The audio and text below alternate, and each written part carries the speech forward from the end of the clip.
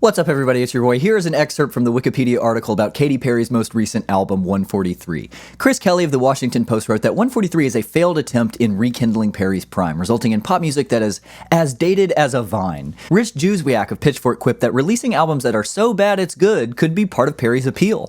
Stephen Horowitz from Variety described 143 as a new creative low for Perry, arguing that Perry's decision to reflect on her older catalog to create new music was a bad creative decision. I just thought that might be fun. If you haven't listened to that album yet, you have to never listen to that album. It's horrible. AKA Reed from Shameless Nerd.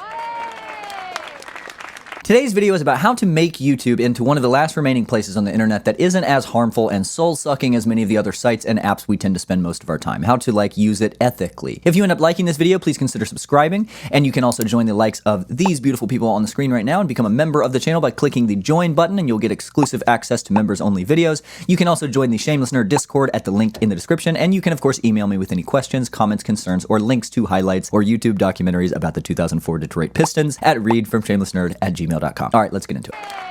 I've made several videos now about our time spent online. I've talked about specifically, evidentially, why spending time online the way that we tend to do is neurochemically bad for us. I've talked about how to train ourselves to enjoy spending less and less time on the internet altogether. I deliberately format my videos in such a way as to incentivize patience and strengthen our TikTokified attention spans. And that's why I'd like to start this video over. What's up, everybody? It's your boy. I talk all the time about how to get off our damn phones without relapsing, essentially. And I will occasionally get snarky comments from people with usernames like AI Tech Bro NFT Enjoyer 420 saying, "Thank you for this video. It inspired me to stop watching your channel. Get owned. See you on Reddit," or whatever. And despite how painfully unfunny that is, there is some seeming hypocrisy in my being a YouTuber making videos about why you should spend less time on YouTube, because I do think that. And it's certainly hypocritical for me to say, get off your phone, but make sure to check out my weekly uploads and only watch my videos because they're okay. The good news, AI Tech Bro NFT Enjoyer 420, is that I'm not saying that. I, unlike a lot of people on this corner of the internet, don't think that you have to build a cabin from recycled car parts and wash your hair with rainwater while you read the same secondhand paperback copy of Henry David Thoreau's Walden over and over again to be happy, or to break out of our smartphone addiction, or to reap the benefits of doing a dopamine detox, a digital detox, or whatever you want to call it. I think the answer to almost every conundrum in life, sadly, because it's annoying, is balance. That there is a healthy balance within almost everything, and that there is nuance within every piece of advice. There is an ambiguity and personalization within every individual's application of any piece of advice. That one size fits all only works for your underwear. Oh, hold on one second.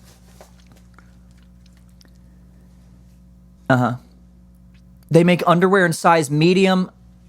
Oh. For me personally, I did get off my smartphone altogether because in response to another frequent snarky comment about, oh, well, you're such an idiot, you don't need to buy a dumb phone, you can download an app that actually makes your phone into a dumb phone. I can't believe this guy, he probably thinks all underwear are the same size. I, of course, did try these dumb phone launcher apps, and they did help me cut back a little bit on my social media addiction for a while. They might work for a lot of people, but I have a pretty addictive personality, and having access to the Instagram app was too enticing because, like I've talked about in multiple videos, social media addiction is a real chemical, legitimate addiction. Drug addicts will drive across town without a license on flat tires to meet some guy named Stinkerbell to get their drug of choice. Imagine if the only barrier to that drug of choice was an iPhone app. It wasn't enough for me. So I deleted all the social media apps from my phone altogether, and then I found myself going to Instagram.com on Google Chrome, so I eventually just got rid of the smartphone altogether. I've talked about how to effectively do that in this video on this channel if you're interested in watching that. But I still watch YouTube. I like the internet, or I like a version of the internet that still sort of exists but isn't the internet you can access most easily. And sometimes I want to watch a 30-minute video about why Slowpoke's design is the best Gen 1 Pokemon design while I eat my dinner, and that's okay.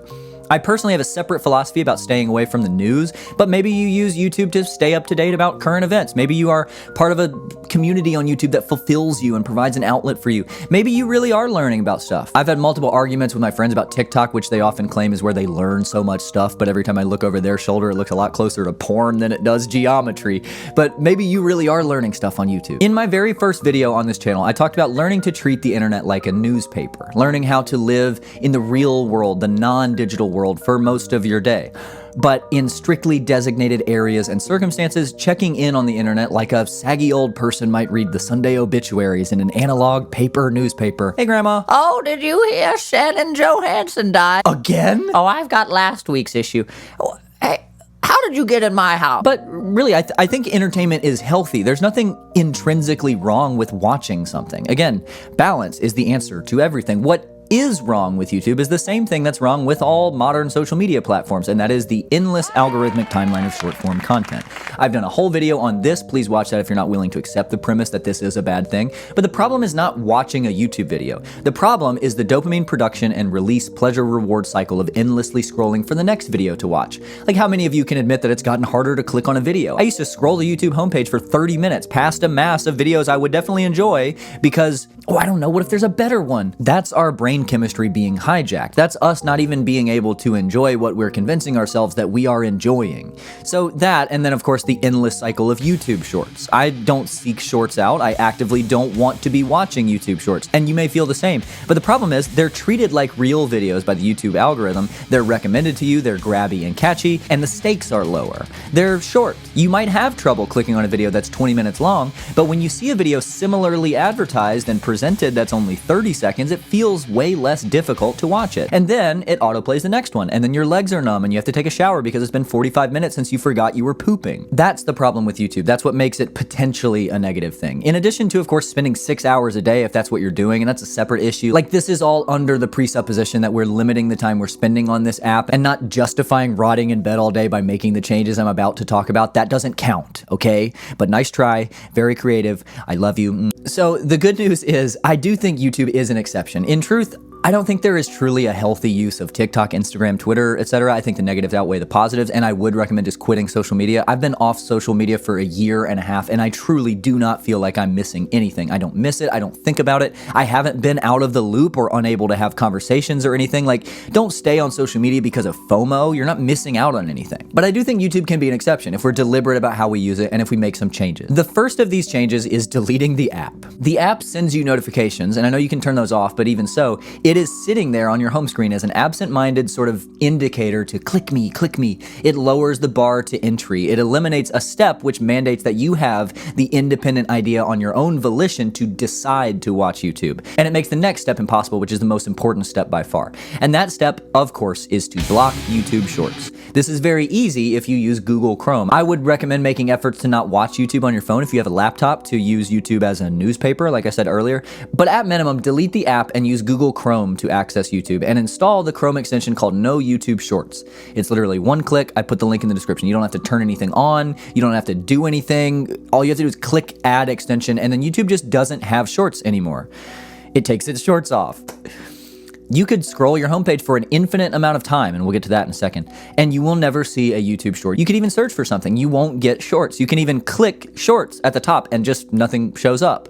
This is the most important thing. If you do one thing from this video, let it be that. But there is another thing, a thing that I think is also super important, and luckily is also very easy to do, and that is to change our behavior in the way that we use the homepage. Instead of doing that infinite scrolling like I alluded to a second ago, what we should use the YouTube homepage for is as a channel menu, so to speak.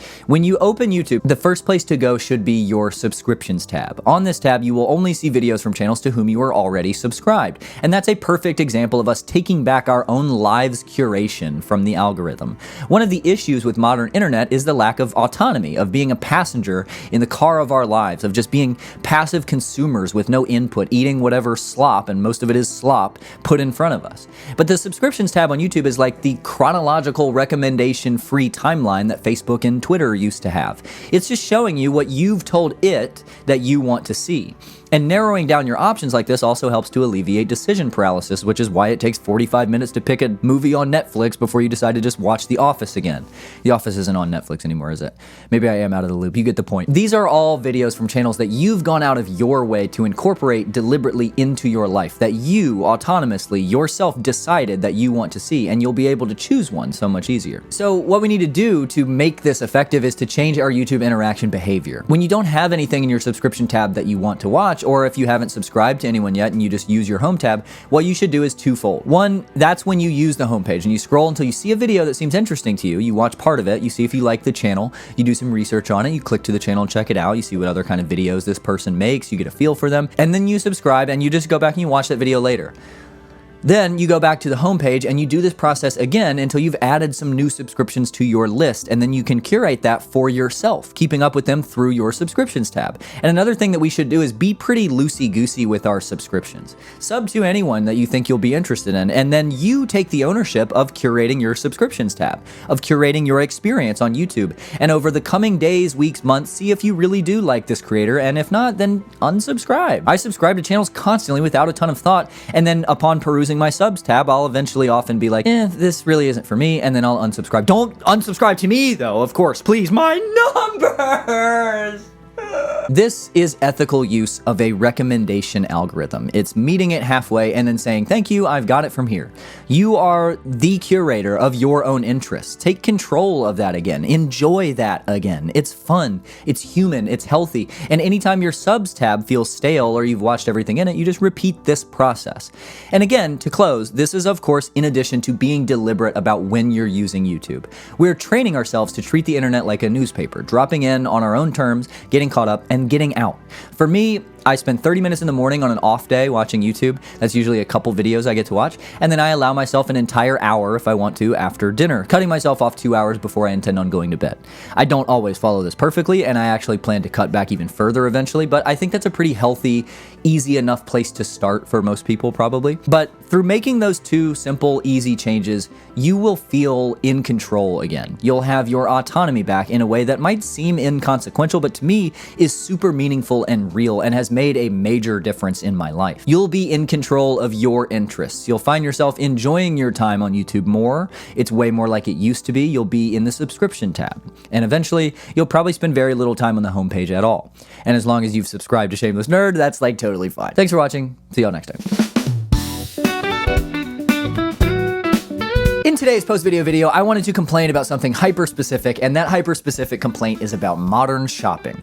I am someone who grew up firmly like lower middle class, and I grew up in an area that is generally pretty like affluent and wealthy, and so I grew up in constant envy and admiration of all of these rich snobs around me and their fancy rich snob things, while I was working at my family's restaurant at 14 buying my own clothes because my mom, rest her soul, I loved her dearly, bought me clothes for school that I wouldn't wear to a who can wear the lamest clothes competition. And because of this, I'm not very good with money. I like buying things. I'm an impulsive shopper, and I have an issue with immediacy. I hate waiting for shit that I want. I like going to a place and seeing all the stuff and then being like, ooh, I have $19. What can I buy? And then at that moment, in that moment, buying something.